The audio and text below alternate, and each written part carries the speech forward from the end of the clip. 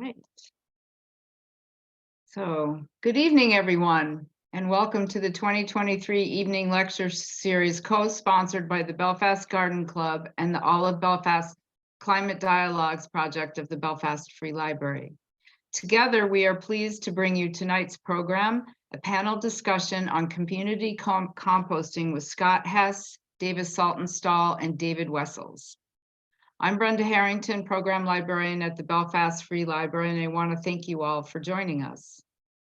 Tonight's presentation is the second in our series of 3 evening programs that address the effects of the climate crisis on our local environments, as well as exploring some possible solutions like tonight's topic on composting. I'm joined tonight by Belfast Garden Club Program Committee members Barbara Bell and Susan Connard. Before I turn the mic over to Barbara, who will mention the next program and introduce our speakers and actually moderate the panel tonight, I'd like to let you know that you can find out more about what the ABCD project has been up to and to register for future programs, including the next one in this series at belfastlibrary.org/ABCD events. Tonight's program is being recorded and will be available on the library's YouTube channel, which you may access from our website. During the presentation tonight, please keep your mics muted. And instead of taking questions in the chat tonight, we're going to hold the questions until we have a Q&A discussion at the end where we will ask people to raise their hands and then ask their questions. So with all of that, I will turn the mic over to Barbara Bell. Barbara. Thank you, Brenda. Hello, everyone. We're here tonight to talk about community composting in the context of climate change, which is the theme of these evening programs as it was last year.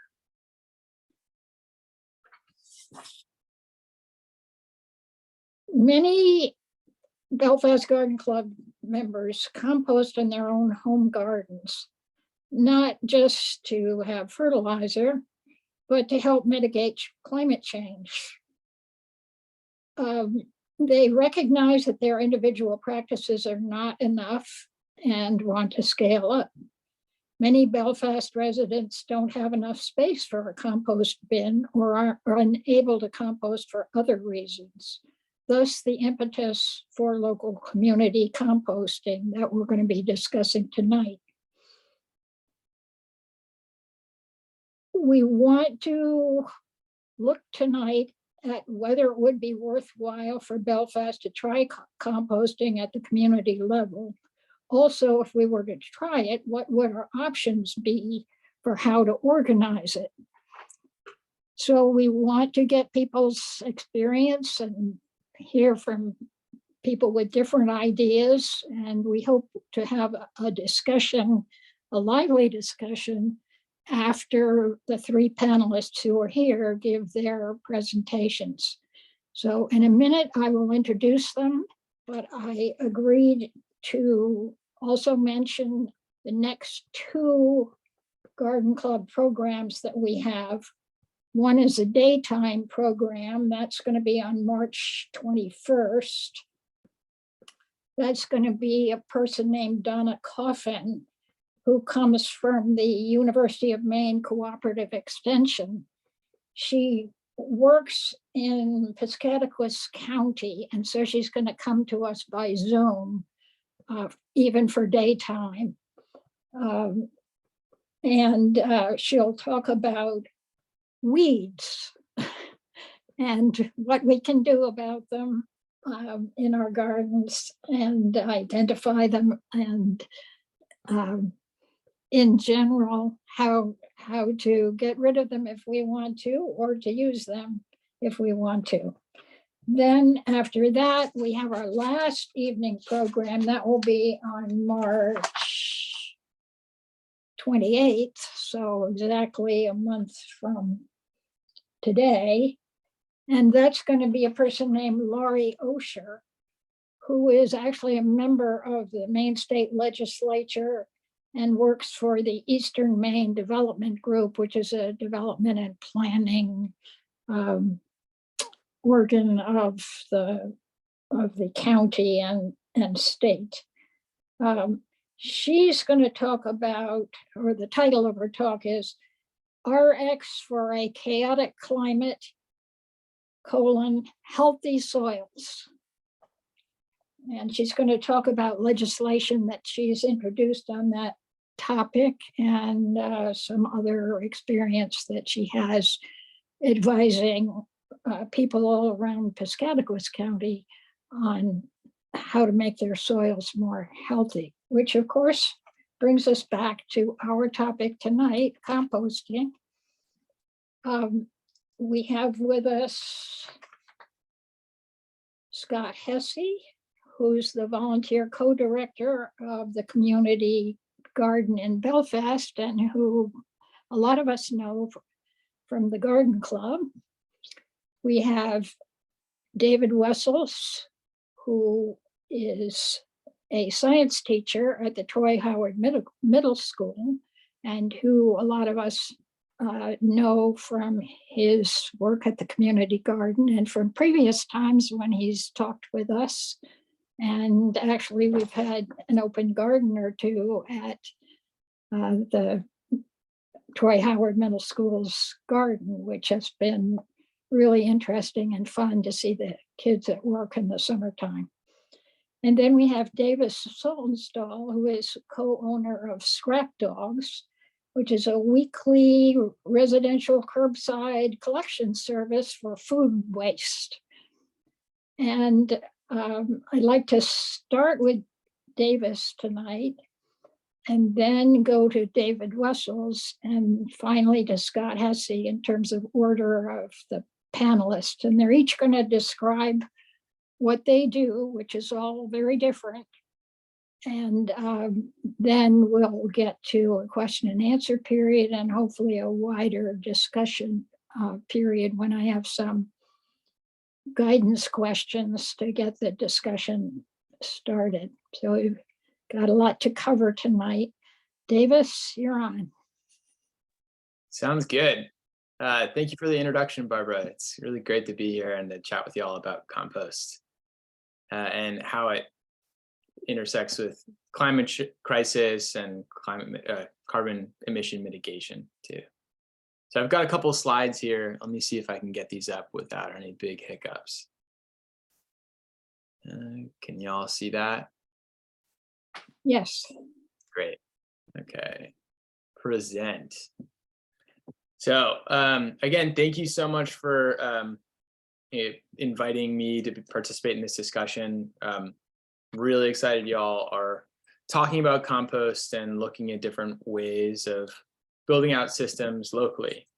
I think Tessa, my partner, who helps also or co-founded ScrapDogs and co-runs it with me. The goal is to build as many systems, divert as much food waste from landfills and incinerators as possible. So multiple options in these discussions are awesome. So it was mentioned, we are a residential and commercial carting production sales operation for compost. So we go to homes and businesses throughout the mid-coast, pick up food scraps, mix them with a couple other ingredients, turn them into compost, and then return the compost back to our subscribers and to others if we have any extra left over. Contrary to popular belief, we're not actually a dog poop company. 3 simple steps. Collect the food scraps. Until this spring, we have partnered with farms in Washington, Maine, so about halfway between Rockland and Augusta, to process food scraps. The primary partner we have is Beaulay Dairy. This is an aerial photo of their farm where we process our compost in windrows. That pad has changed a little bit since this photo. It's now a concrete pad that we've scaled out of. So we're actually scaling to another DEP license rather than an agricultural license. I'll talk about that a little later, where we'll be making the compost ourselves.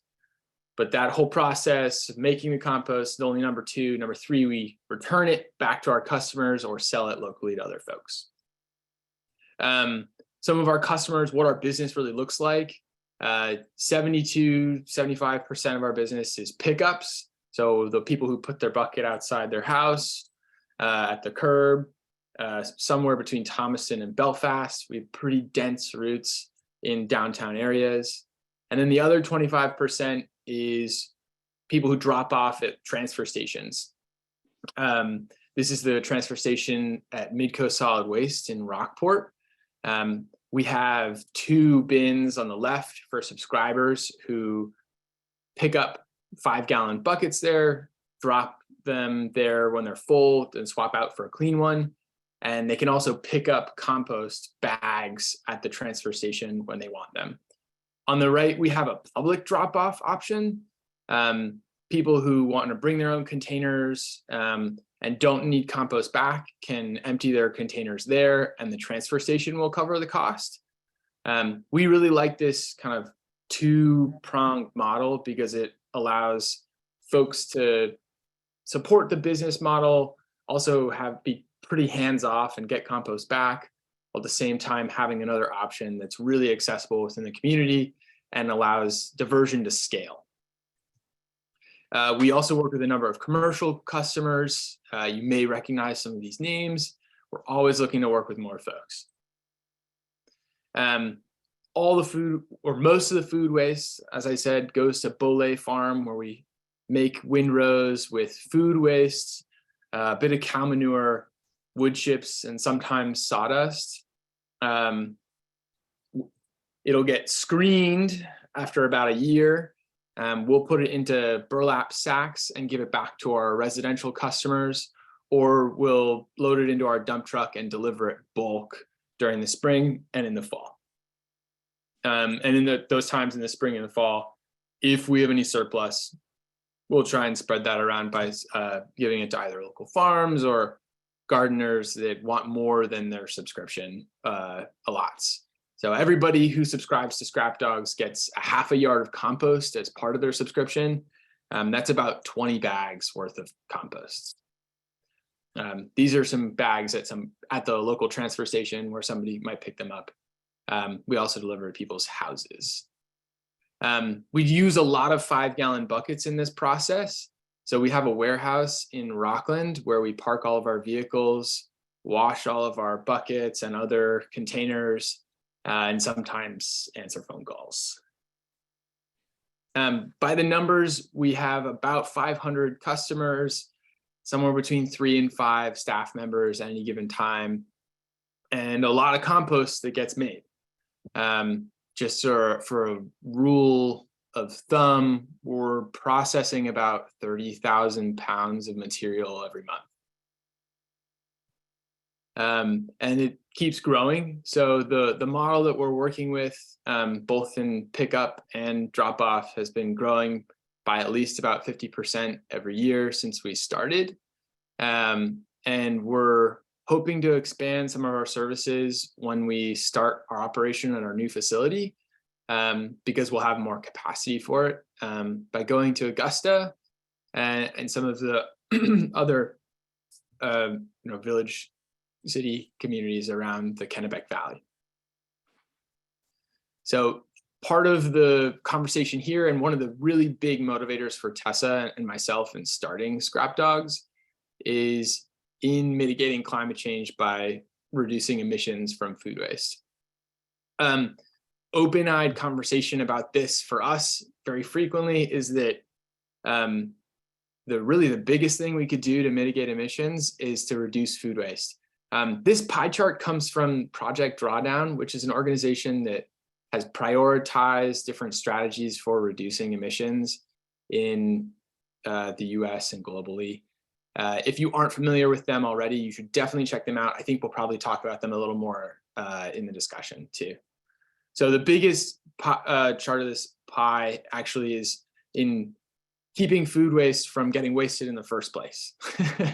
So making sure that we're not making a whole bunch of extra waste and up the food chain, either at grocery stores, or letting it all sit in our fridges, all that whole waste production of food waste ends up being pretty serious in terms of its emissions. Other really big pieces of this pie are regenerative agriculture and conservation agriculture.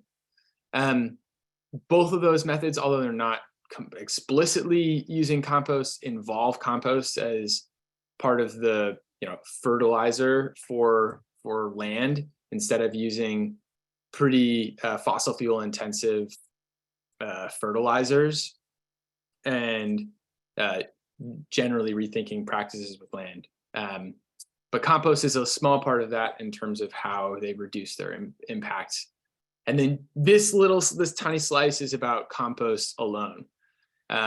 So, we're really in this to make compost that goes back into soils and can sequester carbon, but we're pretty aware that, if we're trying to reduce emissions, we have to be working on all of these other pieces of the pie as well, and trying to prioritize our food waste diversion tactics in ways that match this pyramid and this priority system, where we feed people and animals before sending it to a compost facility. This may be a moot point, but it's kind of part of our goal for ScrapDogs. Is we just really don't like landfilling and incineration, which are the primary methods for handling all of our municipal solid waste. Landfilling is really cheap. It's anaerobic, which means there's no oxygen, and generates methane instead of carbon dioxide. Can contaminate local water resources if it's not properly lined. Very problematic for communities that they're sited in. Generally not a good idea for emissions and for land use. So why send food waste to a landfill or to an incinerator where food waste doesn't actually burn, makes the facility use a lot more extra fuel in order to get their temperature up to burn other waste, and can create a whole bunch of other chemicals that ended up going to a landfill after they've been through an incinerator anyway. For other questions about these two methods of waste management that, and why we don't like them and why food waste is not appropriate in those, we can talk a little more of that in the discussion. But we just really don't want food waste to go to those places because it doesn't make sense. And because food waste actually makes up somewhere between 30 to 50% of our municipal solid waste, it's a really big target for reducing our load on those facilities. This comes from a 2011 study that Maine did.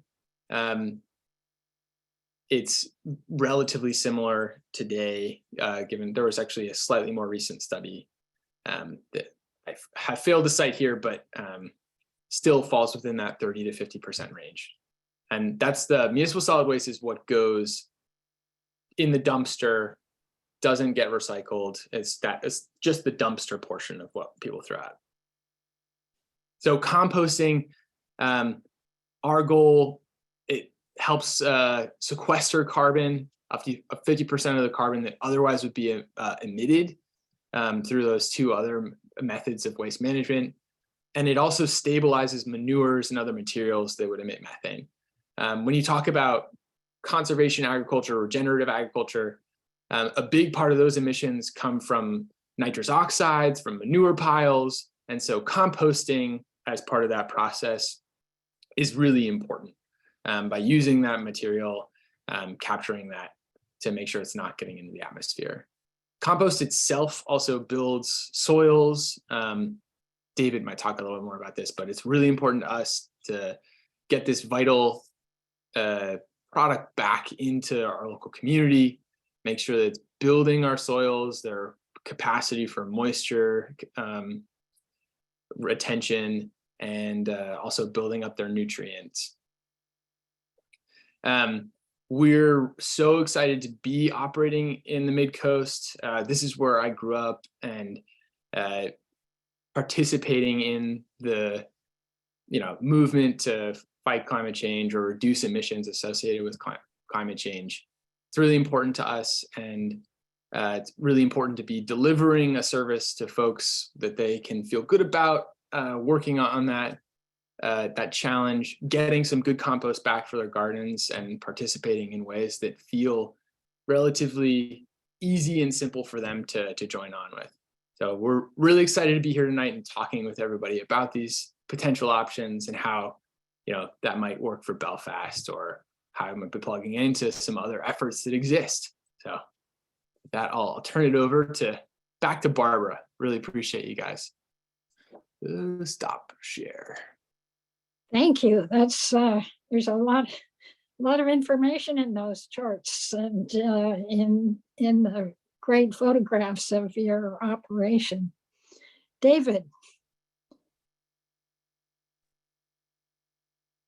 Hey, everybody.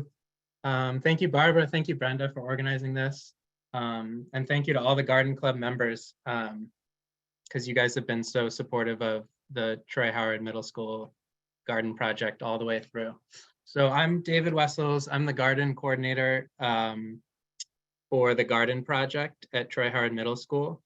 I'm a teacher, but my classroom is a garden and a greenhouse, and the woods behind the school. And so we garden about 1/3 of an acre at Troy Howard, and we have a greenhouse that's heated year round, where we grow both for the cafeteria and for the Belfast Co-op.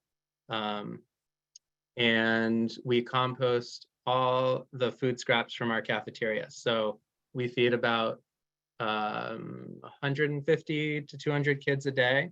And so all those scraps from the kitchen, eggshells and melon rinds, and plus any food that kids don't finish, they'll scrape their trays into a bucket in the cafeteria. And each day that gets taken out by students and composted, which adds up to about 2,000 gallons a year of food scraps that otherwise would get, like Davis was saying, wrapped in more plastic, thrown in the dumpster, trucked up to PERC, and then incinerated. And instead we turn them into compost. So our system is super simple. We like to be really low tech at Troy Howard, and we like to keep our inputs as local as possible. So we don't want to have to ship in, truck in ingredients from far away in order to make our compost. So we get leaves from the town of Belfast. When they go around and do municipal collection, they come straight to Troy Howard and dump them in a big pile. And we get a small mountain every year. I don't know actually how many, definitely over 100 yards of leaves. I try to time our collection so that I get mostly sugar maple and ash. And I kind of cut them off when the oak leaves start falling. So I'm a little picky about species. But we end up getting a big mix of species of leaves. And then that is our carbon material. And then the food scraps represent our green or our nitrogen material. We do a static pile, so we never turn our piles. Typically we don't turn them. And we just use a really simple 4-pallet compost bin, 4 pallets wired together, and we have about 9 of those. So it makes a 4x4x4 box. And the kids just layer in leaves and food scraps, and we do a really careful job layering.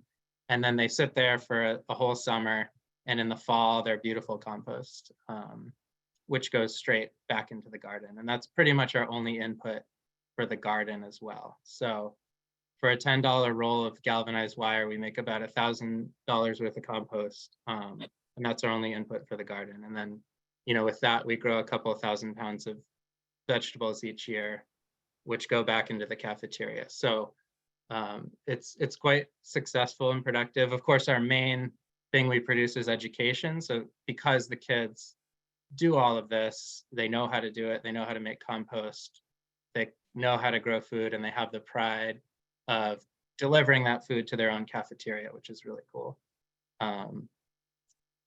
So yeah, one interesting thing, so our compost doesn't get very hot. And I know if we want to really nerd out about compost, and I'm sure we will, you can get into the microbes and the thermophilic and the mesophilic and everything.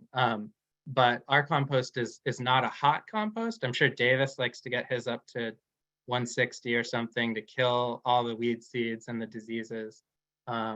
Because we don't turn ours, it doesn't get very hot. The disadvantage is you can have weed seeds that hitchhike through back into your garden that way that don't get killed by heat, and also diseases that can sometimes sneak through.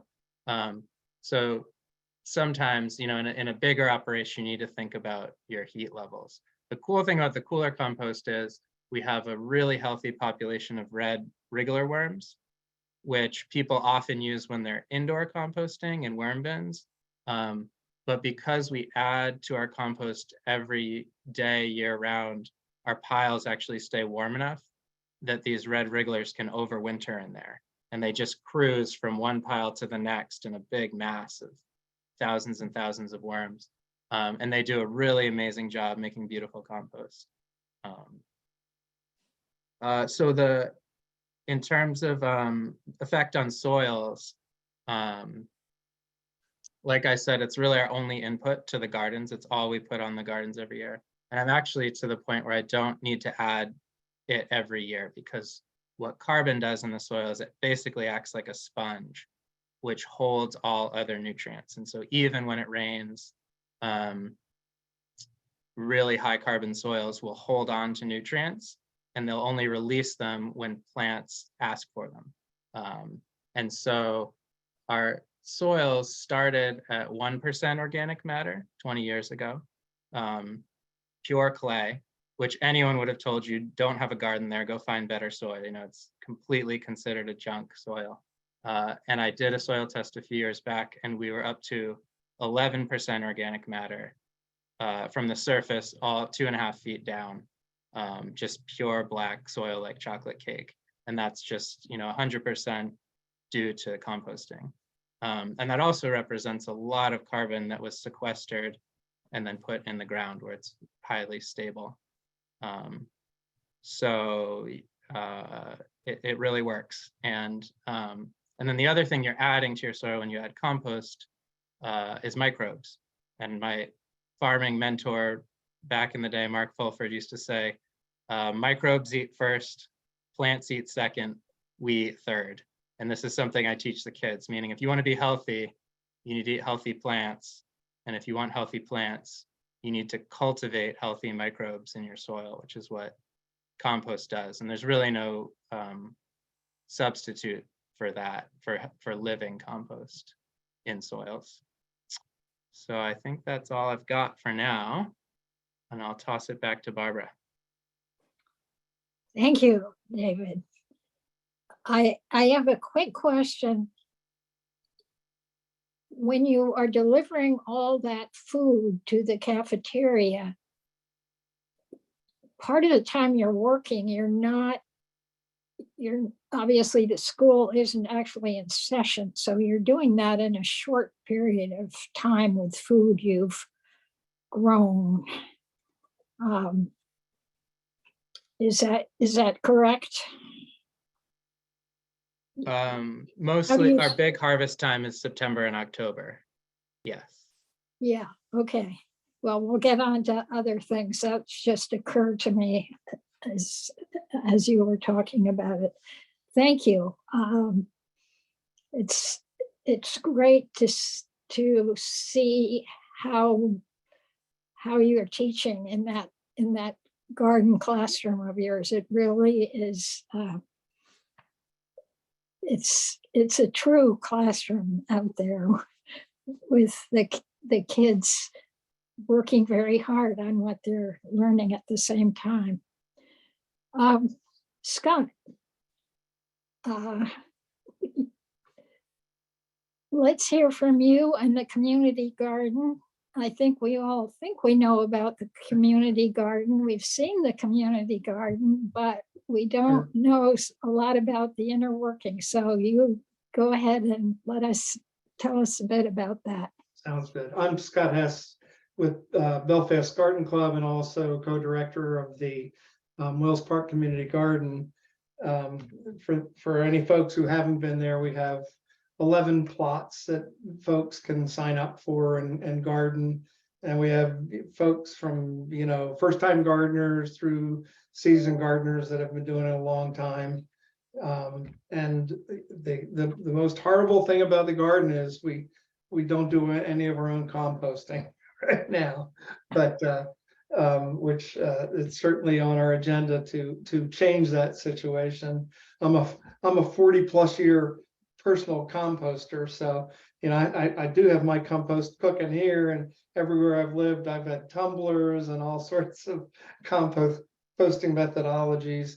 And as David said, it's like kind of the best thing for your garden in the universe. You can buy all that wonderful, good Maine coastal dirt that's been composted for you, but the best is grow your own and make it and rot it and have fun with it and garden with it, building that loneliness and making your soil just kind of a wonderful repository for water and nutrients and all those things.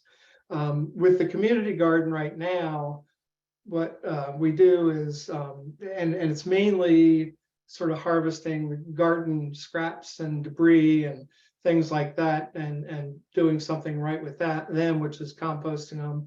So we take our compost to Grove Cemetery, which has mountains of I'll call it green manure to turn into compost, and we participate with them and take the scraps from the garden and bring them there, and when we can, we even try to chop it up some to speed that composting process. But they have a lot of kind of big Davis, what did you call them, those windrows or whatever? They just have giant mountains of debris composting. So that's what we do there. I certainly would like to embrace composting more from a community perspective, and certainly from a community garden perspective, because we buy compost and bring compost in to help, kind of build the gardens up. And it'd be nice to get to the process with those 11 plots, kind of like you have, David, where we're feeding our own dirt. So and that's really all I have to start with. Okay. First of all, at this point, let's just see if people have questions about what the panelists have said so far. So people out there in the crowd who are listening here, can you raise your hands if you have questions about what's been said so far before we get into a larger discussion about other types of composting operations and so forth?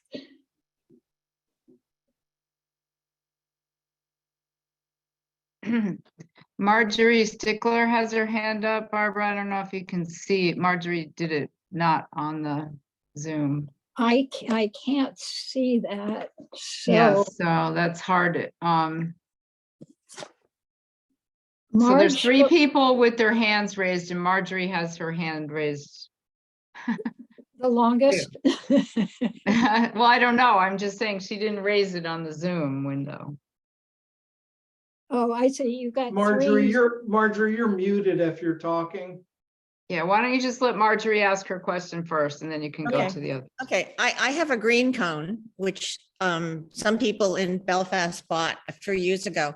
And I put in bones and I put in fat, and it goes under the ground. It's a basket under the ground, and it was devised by someone in Canada, I believe. And now they sell them in England. They were expensive at the time, but you can get them wholesale, I think. Anyway, the sun heats them up and they work really amazingly. And all that compost goes underground. I also have an above ground composter, and I have bags and bags of food waste. It's amazing how much food waste I have. But I also wrote an article for our church newsletter about ScrapDog, and a couple of people signed up for that, and that you pay for that, of course, but I think that's worth it if you can't compost in your yard. But I'm interested in the municipal. Brunswick and South Portland both do community composting, and I'm very interested in how they do it, how they afford it. So this is a very, very good topic, and I'm really invested in this. So this is very interesting to me. Thank you.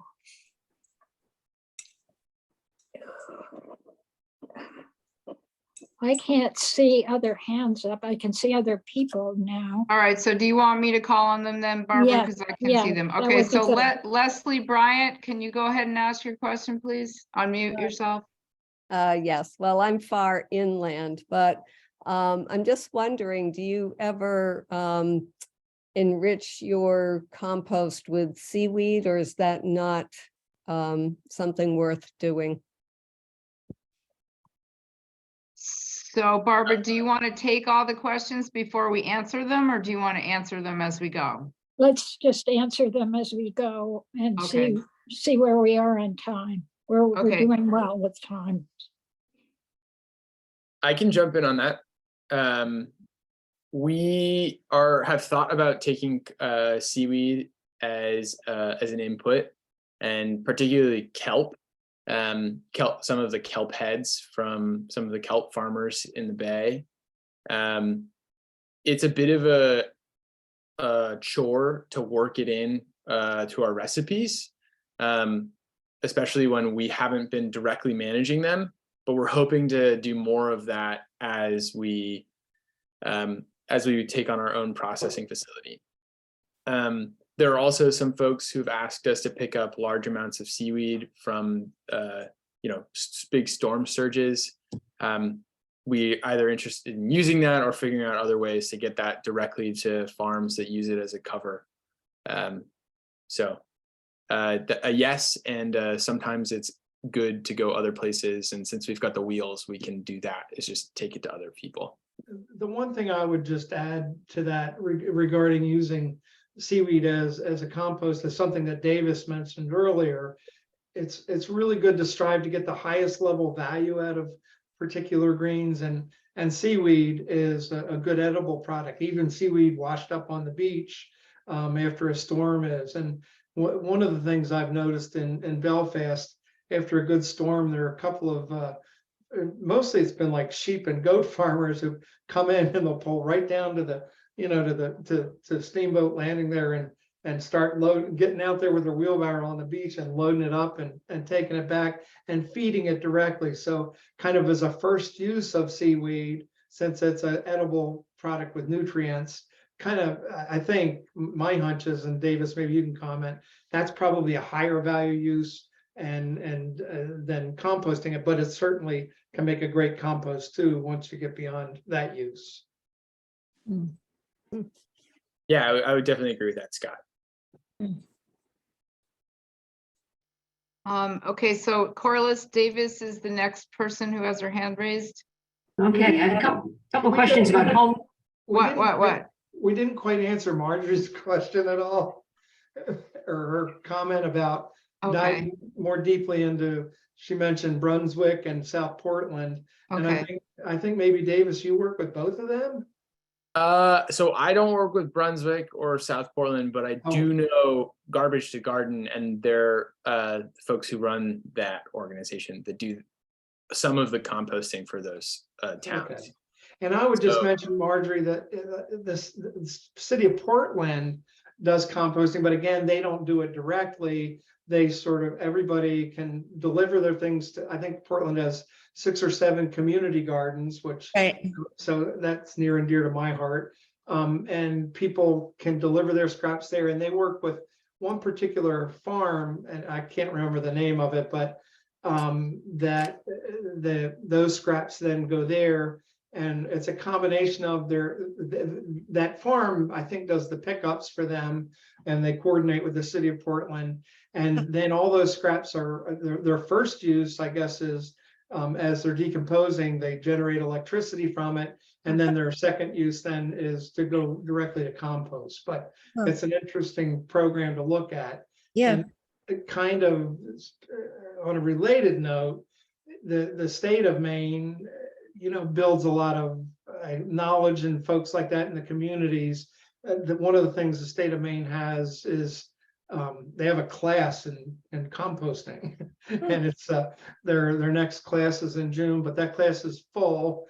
Get on a sign-up list if you're interested. It's a week-long class, and they actually have some sort of certification, and you're a Maine composter or something about it. Interesting. Thanks, Scott. Yeah, so they're working toward that as well. Thank you. I guess we should go ahead with Corliss's question, but I think that this conversation that Scott and Marge were just having about Brunswick and in Portland, that is something we should come back to in the discussion, because part of what Davis mentioned about what he does with his company in Rockland is relevant to that. So let's sort of put that, come back around to the different options. And Yeah. And Corliss, go ahead with your question. Okay, thanks. So I've been composting at home for over 25 years with a compost bin that was given to me as a birthday present. And the lid is kind of collapsing, and it's only a 3 by 3 foot square. But so my first question is, I live right in town on Park Street off of High Street. How concerned should I be about rats? Do I need to make sure to replace this with a rat-proof compost bin? And second of all, someone referred to a cold, like David, a cold compost pile. The only time my compost bin really gets hot is when I empty the entire thing out in the spring, mix it with leaves, and put the stuff back in, which I'm probably not interested in doing, on a regular basis. So is there any particular kind of home compost bin that any of you recommend? So rats and recommended bin, and I think that's it. Thank you. Who wants this one? Oh, you want to go, Davis? No, you should take it, David. Okay. Okay, let's see. So rats, so we occasionally get rodents hanging around our compost bins, and I know that's kind of the biggest trepidation a lot of people have. We are also at the edge of the woods, so usually when the rodents show up, the predators are not far behind, and we have a little weasel that comes through. And that's my favorite solution to that problem. So I've never had a prolonged problem, but I know, in the city, and the more you get into the urban core of Belfast, if you will, you might not have as many predators.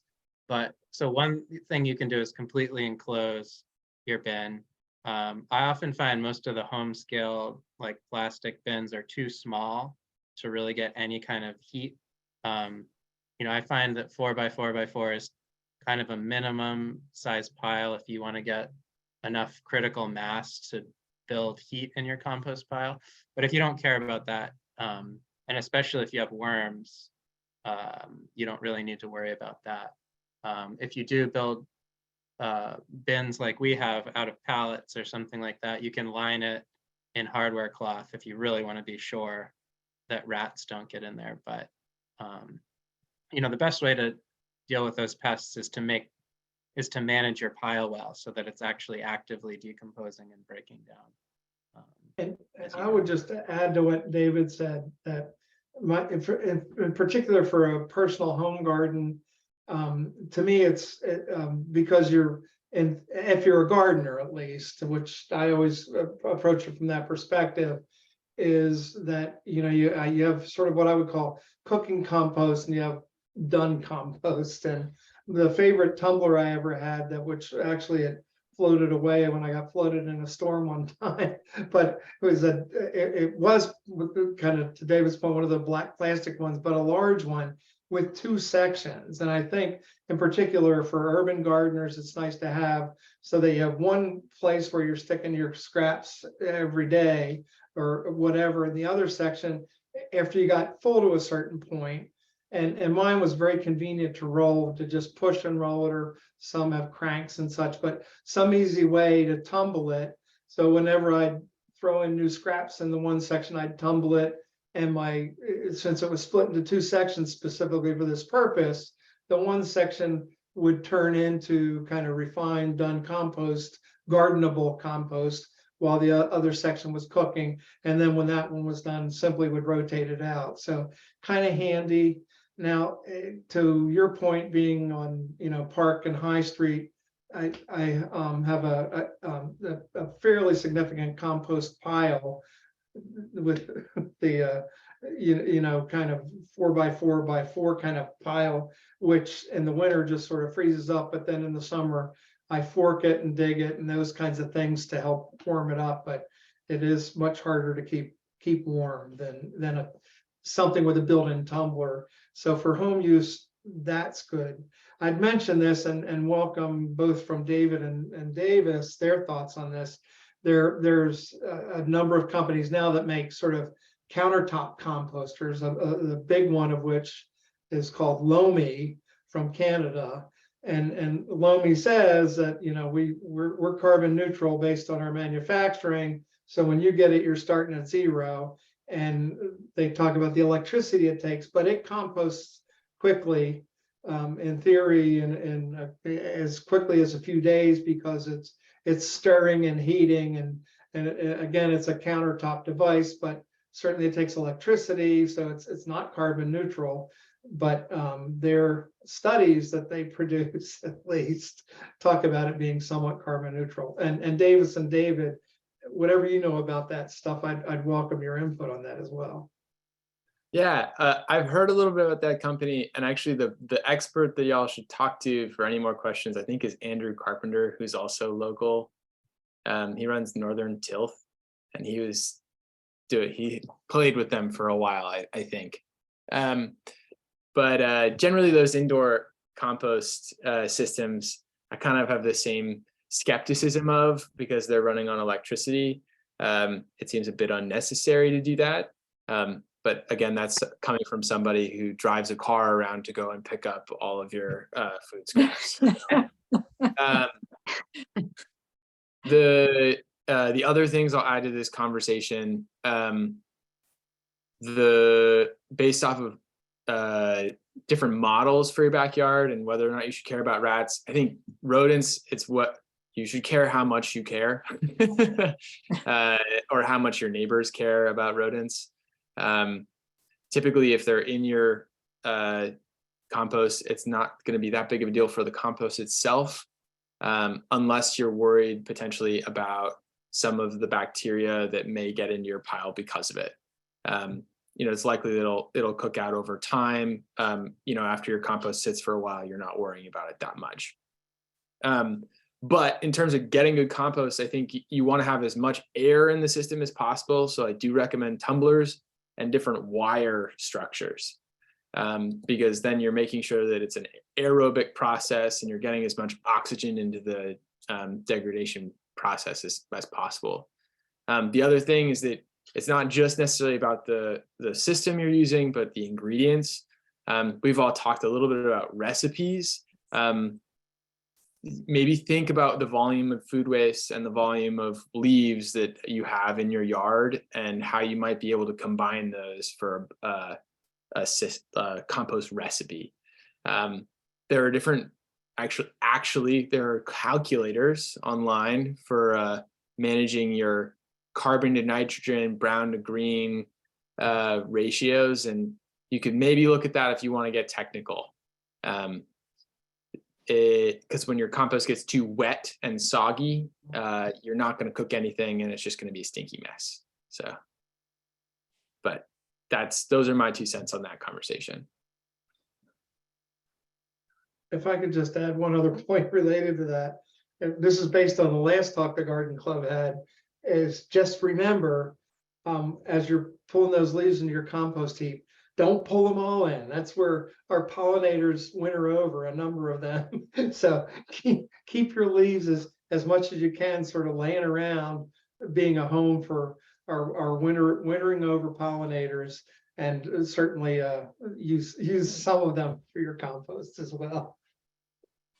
And also make sure David gets some for his pile at the school. That's Okay, other questions? Brenda, Yeah, do you- Susan Connard has her hand up. Susan? Yeah, hi. I just want to thank you guys for a wonderful discussion and remind people that if you want to ask a question, go to the reactions thing down at the bottom and click on it and click the raised hand function, and you'll get brought to the head of the line. People don't always remember that. But I'm really enjoying this discussion. I have compost heaps all over the place, and they usually take 2 or 3 years to turn into compost, but that's fine where I live. Thanks. So I see Mary raised her hand. Mary Rackmel's actually, I did enable the chat feature, but Mary raised her hand. So go ahead, Mary. Ask your question. You have to unmute yourself.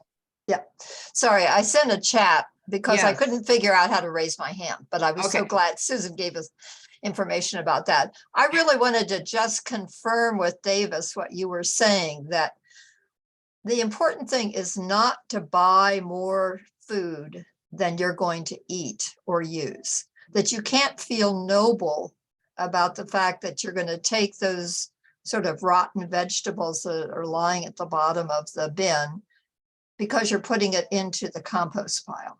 Is that sort of the first thing, is that you just don't buy more than you can use? Did I understand that correctly? I would say that's part of it, but actually the probably the bigger part of that little pie that I was showing you is actually reducing food waste further up the supply chain. So probably the biggest component of food waste comes from fields and where food leaves, when it leaves the farm. Right. There's a good portion of food that never sees a grocery store because it's too ugly, or maybe it ripened up after harvest season, or and they didn't actually get to it, or it goes bad in transit because of some other reason. And then after that, at a grocery store, it goes bad before somebody else can buy it. And then, after that, making sure that you're not buying as much, because, then it goes to waste. So, I typically try to think about it more as that systems perspective, but yeah, definitely don't buy too much. And as far as the question about nobility, I think you should feel better about composting than putting it in your garbage can. Right. But But you're yeah, not going to get a halo for putting it in the compost pile. no. Thank you. Not unless you want one, we can make some. Thank you.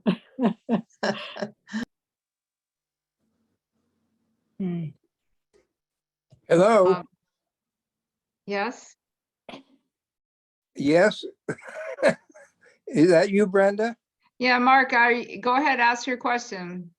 Well, I'm not asking a question. I'm going to make a comment Okay, that they haven't even mentioned the fact that not that long ago, we had a pilot project, and is it Marjorie, Yes, who had a green cone? yeah, I do. And we had a pilot project where we put out 20 green cones. We got them free. Yeah. We distributed them free. Mhm. And then we had a little segment a couple of months, or a couple of years actually was later, that we got a few more green cones and distributed them. And I am really surprised that we haven't even mentioned the green cone. Yeah, they're amazing. And they are amazing. And let me give you, if you give me a couple of minutes, I'll explain that in Nova Scotia, when I was working with Sierra Club Canada, I introduced a program in Annapolis, rural Nova Scotia, that was essentially based on home composting, which I did not call backyard composting. I called, I can't remember what I call it. We basically said that you can do this on your own. And the green cone was a big part of that project. But we also had some other things that were municipal and community-wide. We ended up getting listed on a United Nations site for sustainable communities as one out of 3 waste management things of 100 global best practices in 1998. So I go a long way back in the world of zero waste. And we also, in Annapolis, rural Nova Scotia, developed a program called Zero Waste 2005, which was listed in the United Nations. And the sense is we are reinventing things that I think some of the things that are being done now are incredible. They're wonderful. Troy Howard and all that stuff with the school is great. Yeah. But I think we have to start looking at things that have been done that are working, not just here, but in other places. And I am willing, and most of Annapolis Royal, I'm not Annapolis Royal, Belfast. I keep on throwing myself back to Canada. In Belfast, know that I am kind of like the whale guy, the North Atlantic right whale advocate here in this part of the world. But I think we have to really start really concentrating. I used to be part of the Belfast Waste Management Committee. And that's how we got ourselves out of the fact that we do source separation with our facility is wonderful. There are places that don't do source separation. So Mark, I have to cut you off. Thank you for sharing and reminding us about those green cones. I remember you talking about them all those years ago at the library, and it generated a lot of interest. So that is, your point is well taken. Pat, I would like all of the people here who are in part of this process, I would like to get together with them so we can generate a further conversation about how to use composting very effectively. And I would really appreciate that as being the outcome of this Zoom meeting. Okay, Mark, thank you. Someone else has a question. Okay. Pat, go ahead, ask your question. You have to unmute yourself. Yeah, one of the things that hasn't been mentioned, which I think is one of the best reasons to compost in your own yard, is that there's no transportation involved. And the more local, that's what I love about the school thing, is instead of taking all of that waste, and I worked at a school, so I know how much waste a school can generate, and moving it off site and doing whatever with it, you're keeping it and you're putting it right back into the system where it originates. And I think that that's a huge benefit of composting, just besides the other obvious benefits. And just in terms of the question about compost bins, I think the simplest compost bin is a big wire circle that you just put together. You fill it up, and then when you want to turn it, you unfasten it, move it next to it, and you can flip it easily. And I've been using that for years, and it's great. Thank you. All right, thank you. Barbara, I'm going to turn it over to you now. Okay, great. There's a lot, we've kind of touched on different topics that I had it in terms of looking at different options for community composting. And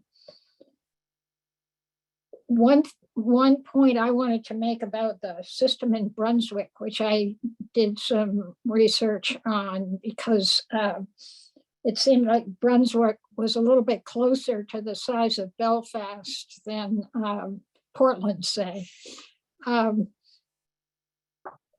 This is what touches on what Scott was, Davis was saying about what he's doing in Rockland. in Brunswick, they have this garden to garbage company, sort of, different kind of name from ScrapDogs, but basically the same concept, which is a subscription service where people can take in their food scraps and leave them at the Brunswick transfer station and get back compost. And this is what what Davis is doing at Rockland. But it's really interesting that the town of Brunswick also has a free place where you can leave off food scraps. And they take it, but they don't compost it themselves there. They take it to Echo, Maine, which is a big anaerobic digester. And Echo, Maine does return it to the people in Brunswick in some way. I'm not exactly clear how, but what I'm just trying to point out right this minute is that when the municipality does it and there's a community composting function somewhere in the system, they do try to provide a free setup for people, as opposed to a subscription service where people have to pay to do that. I do note that the one in Brunswick seemed pretty expensive. It was $20 a month, which seems pretty high. The garden to garbage system. Davis, I don't know what your rates are, or whether you even at this point are, for a large group are prepared to give a rate, but would you agree that $20 a month seems high? I don't know. It depends on the model. So I just want to quickly note that I do know the folks at Garbage to Garden and the model that they run for a couple different cities. They take many different approaches to pick up similarly to we do. There's another company in there mentioned, I think you said Eco Maine. It might be AgriCycle to AgriCycle Agri-Energy. Yeah. Their facility is up near Bangor, located near a couple of dairy farms where they mix a bunch of different nitrogenous materials to make methane and turn it into energy. But for your question about community systems and drop-off, I feel comfortable sharing our pricing schedule. For transfer station drop-offs, we charge $18 a month. So you can go anytime during transfer station hours. We stock the stations with 5-gallon buckets, make sure they're all clean, and then we also deliver compost back to those facilities. It's actually a pretty good deal, and as far as our customers have seen it, because of the buckets that they get, they can use that have locking lids on them so they don't smell in your house, and making sure there are clean ones always there. We have another whole different schedule for pricing for pickup services, which range from $15 to $45 for, but it's based off of the frequency of pickup at your house. So pricing, one last thing I'll say about this is that it really depends on the density for different areas. Garbage to Garden and ScrapDogs are not really unique.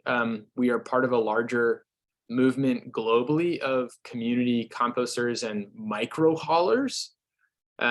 So most cities around the country, you'll see different systems like ours, and pricing is very divergent. It'll totally depend on the city and the density of customers per se that a company has for what they're pricing.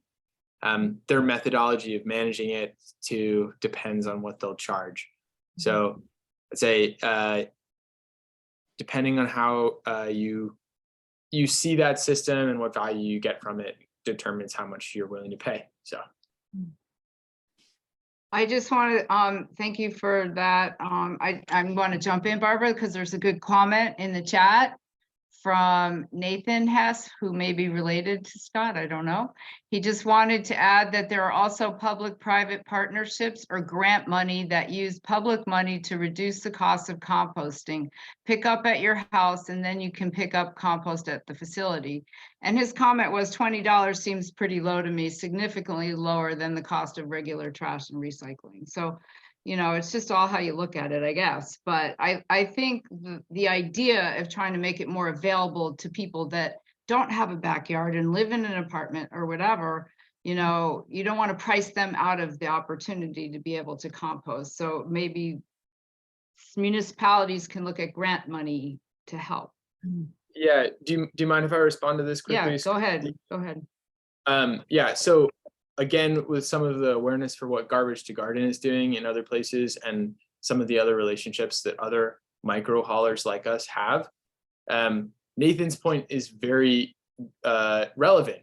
South Portland actually subsidizes the subscriptions to Garbage to Garden.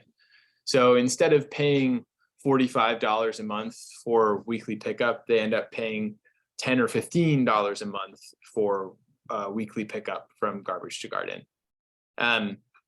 That's part of a contract process that the Garbage Garden entered into with the municipality for pickup.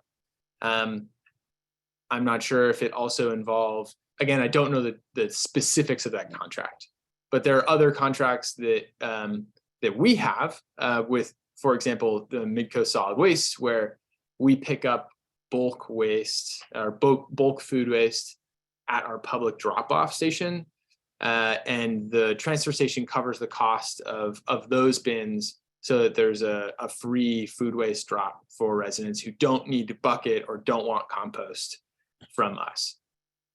And those systems, I think, are very scalable and particularly useful for residents that maybe are renting or transitory, etc. So Great. Thank you. Brenda? Hold on a second, Mark. Someone has their hand raised. Marjorie, go ahead. Okay. Brunswick got a grant, and they're getting a lot of participation in the in the town of Brunswick. I asked at the transfer station, and they said, oh, we'd have rats. And then the other thing is we don't have room. And then I emailed Aaron Herbig and got the response that we would need to have a proposal and go to city council. So if anything comes of this, we would need to get a committee together and propose something to city council, apparently. But I think it's a great idea. I've seen all these ideas. I think this is something we ought to do. And I also know that green cones, you can put in bones and fat and meat, where you don't put that in your regular compost. The green cone has that advantage. Who am I talking to now? Marge. Okay. So thanks. hold on a second, Mark. It's not your turn No, to I talk. just wanted to make sure who was talking. Oh, That's good. okay. Okay, I guess it's Mark's turn. Go ahead, Mark. Keep it brief. Just, 'cause we're I getting- just want to mention, A quick response to Marge's comment. Yes, hold is on, that, Mark. Yeah. It's a really good point, Marge, and I talked with, in particular, Mike Hurley about it. And certainly one city council member is up for it. And we talked specifically about the transfer station, and you know, certainly there's big piles of stuff that not being composted, but kind of going to waste at some stage. And he's open to it and open to talking about it more with, certainly with Aaron and with council and seeing what can happen. So hopefully as an outcome of this, we can move further in that direction. Great, thank you. Great, thank you, Scott. Yeah. Okay, Mark. keep it yeah, brief. I just said a quick thing that just to throw into the pile here, is that I am a part of the Common Ground Fair. I'm the recycling and conservation coordinator for the Common Ground Fair. And we are trying to do all of these things at the Common Ground Fair, which is going to be face to face this coming year. And that this is an opportunity for us to take this message to Maine through the Common Ground Fair and beyond. Yeah. Good. Okay, thank you. Okay, no. Thank you. Brenda, Barbie. can I, Yeah, go ahead, Barbara. Yeah. Go ahead, Barbara. I have one question to ask David about his garden. David, do the other gardens, I know the other schools, the two other elementary schools, and maybe Cass have community gardens or have school gardens. Do they also have a composting function in their gardens? Yeah, I believe CAS is composting, and B Cope, which is the high school's alternative ed program, I know are composting.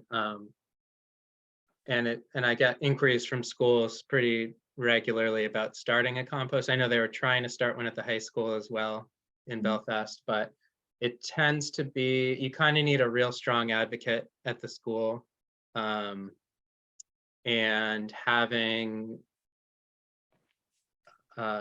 a student group that's willing to organize and kind of it gets cut the leeway to make it work is the tricky part, because kids are so scheduled and indoors that it tends to be a heavy lift unless you have that hub of the wheel kind of person who's willing to make it work. So it tends to kind of come on and off in terms of the getting everything from the cafeteria and composting all of that. Though a lot of school gardens will have a small compost for weeds and that kind of thing. But most schools just don't have the kind of political will to keep it going. Yeah. Do you think if there were if something were to come of this notion of having a community composting at the transfer station, could schools avail themselves of that, of the compost that was there in any useful way? I mean, it seems that your operation is so, it's geared to the kids so closely that it's right there for them when they're seeing it, they're doing it. Do you think there is some value in other schools that could not mount a composting program to use something that was available within Belfast at the transfer station? Oh yeah, I mean, I think institutional compost would be the low-hanging fruit where you get all your volume in a way, because Davis is doing the hard work of picking up from a million different people. But if you got all the schools and the hospital and restaurants would be a really easy pickup route, and you'd get a lot of material. And then in terms of getting rid of finished compost, that's the easy part, because so everyone wants compost. And when at the beginning of the pandemic, when everyone was trying to have start their own gardens, I get a lot of inquiries. Hey, can I come get a yard of compost? And people don't realize how valuable it really is. And so everyone was trying to start gardens. All my students were home, and so I said, well, why don't we make a big pile of compost? Because I didn't have any students, and the parking lot was empty. And so I did something really stupid. I ordered a semi-load of pure chicken manure to the school. Like, I don't even know how much, I can't even remember how many yards it was, but I made I called up the our facilities guy and I said, can I just have the whole parking lot? Because, you know, the early pandemic. And he said, yeah, go for it, whatever, you know, just don't tell anyone. And so I made a big pad of leaves and we dumped the whole chicken manure all along the leaves. And then I realized, oh, I need like 10,000 yards of leaves because I had gotten so much chicken manure. So the town just started running loads of leaves over and over and over again. And we filled the whole parking lot up. And then it got too big for me to turn with the district's little tractor. So I called this guy, Wild Bill McGroiver, from Northport, who had a big reciprocating loader with a giant bucket. And he came and he turned the whole thing for me. But long story short, we made like 1 million yards of compost. And then I just said, everyone come get compost. You know what? I would turn it every few days with the town's tractor. And it was beautiful. It's just leaves and chicken manure. And I gave it all away. I mean, it must have been like, I don't even know, $20,000 worth of compost. It was crazy amount. And people would come, like kids, grandparents with a pickup truck. I'd fill it up and then they'd come get another one. So there's an unlimited market for compost, especially if it's free. And school gardens would be a great source for that. And farms, of course, and home gardens. And, you know, you want to be mindful of your inputs and probably testing for PFAS in this day and age as well if you're distributing. But I think getting materials and giving it away are actually the easy parts. And it's the middle part, like what Davis is coordinating, that where their work needs to be done to figure out what that looks like, getting all the ingredients to the same place and mixing them. Because there's quite a science to managing it, especially at scale.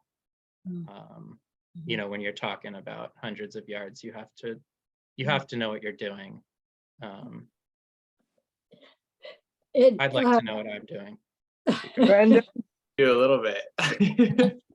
That's Brenda, a major accomplishment with the chicken manure. Brenda, Yeah, Mark, you can't just call my name out like that. I'm just gonna say, I'm signing out.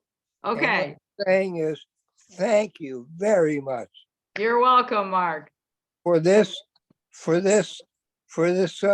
Zoom meeting. It has been wonderful. It's Okay. great. Thank you for your comments. Take care. Okay, bye-bye.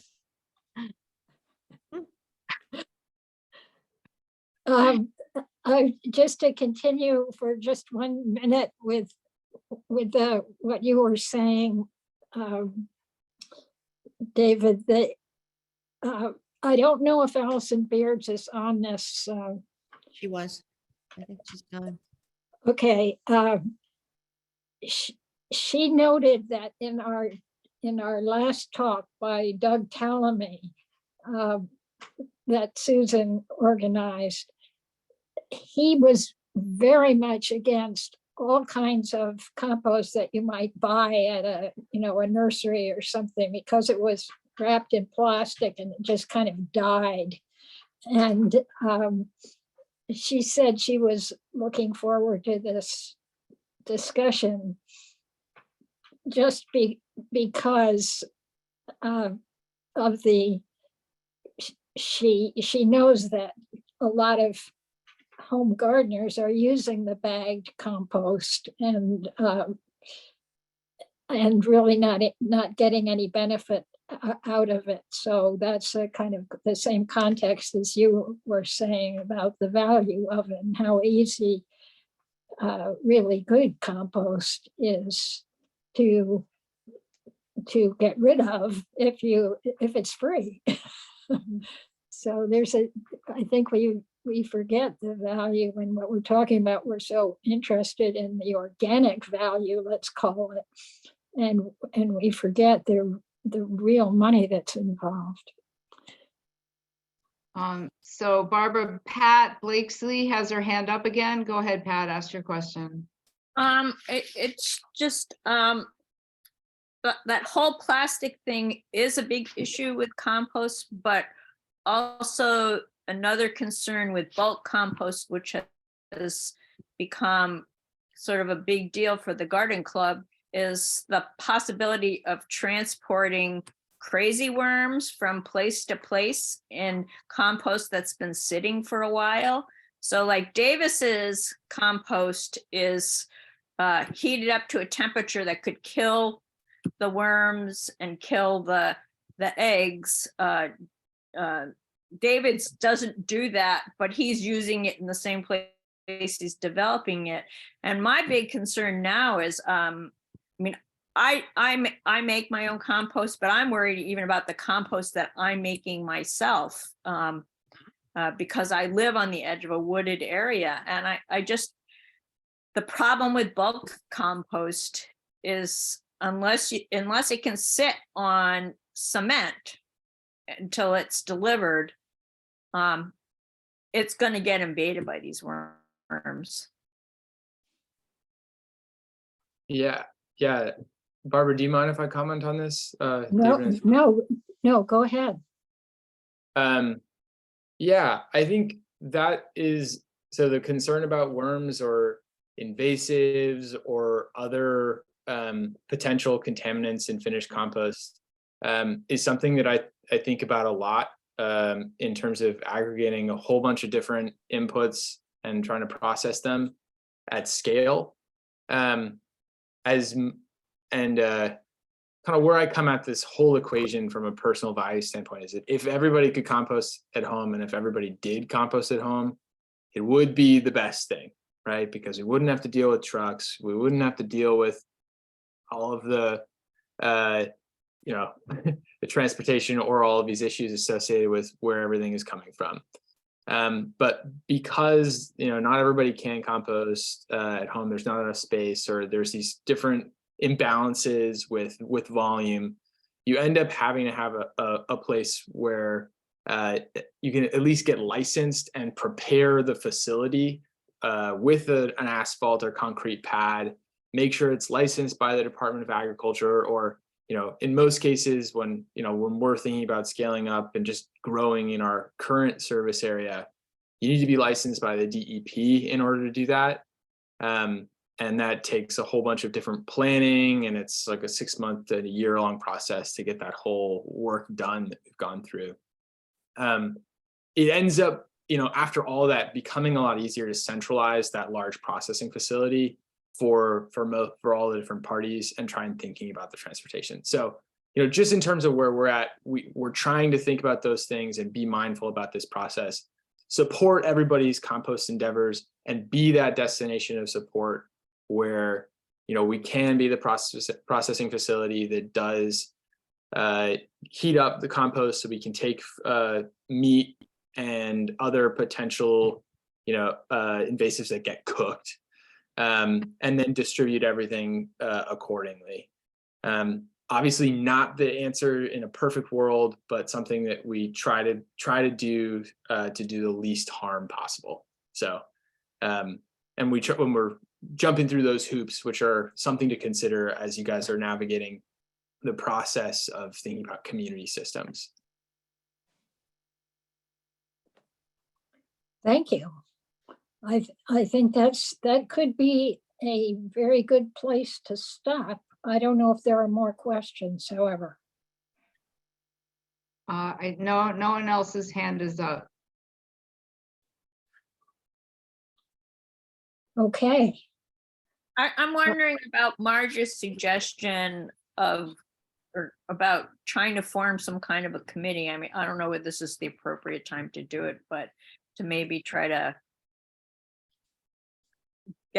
get people, have somebody who's willing to take names from people who are. Well, I hear what you're saying, Pat. Brenda, you have a list of names of people who signed up for this. Yes, Zoom, I do. correct? Yes. So I will take them from you, and I will circulate it and see if I can come up with some kind of statement about the common themes that came out of this, and we can see where to take it. Okay. Sure. Fair enough? Yeah. That's good. I just think it has been a great discussion. I'm really glad. Sometimes for various reasons, our programs turn out to be a presentation with a few questions and answers. They may be very extremely informative, but the information stays in just a few places in people's heads when they leave. And this has been really great to just share a lot of these questions and really go into a variety of topics associated with this general area of composting. And I just thank the panelists 100,000% Yeah, thank you. for enabling us to do that. And thank everybody in the audience for participating. I think we've really covered a lot of territory and have not left people feeling sort of, singular in what they've gained, but we've really had a group engagement. So thank you to everybody, and to Brenda in particular for keeping us corralled. And of course, to the panelists, really very different perspectives, all very useful. Thank you. Thank you. Thank you all. Night. I'm gonna stop recording.